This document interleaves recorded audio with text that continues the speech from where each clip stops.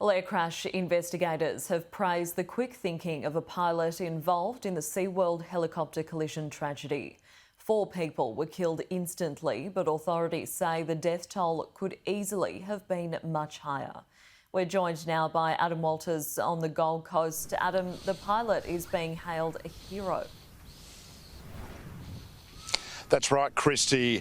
Crash investigators have marvelled at the skill and composure shown by this aviator. He had 5 passengers on board. His helicopter had been struck by the rotors of another chopper that was taking off at the time as he was coming into land.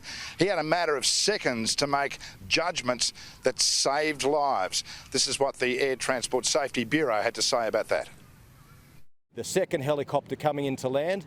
Now that has remarkably managed to land upright, and considering the damage that was done to the front left-hand section of that helicopter where the pilot was sitting, that's been a remarkable achievement. So whilst it has been very tragic that 4 people have lost their lives and many families are mourning this morning, we could have had a far worse situation here. And Christy, crash investigators have given us an acute insight into exactly how these aircraft came to collide. The second chopper, which managed to land relatively intact, could easily have been seriously damaged in flight. Now, this was happening at low altitude, all within a matter of seconds. And we had some detail this morning on just how much damage was done in the collision.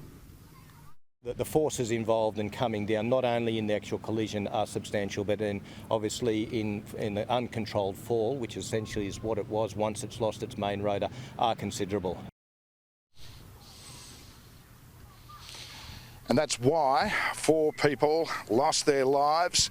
3 remain in a critical condition. They include 2 children, Christy. We heard from police today updating us on the chances of these people surviving.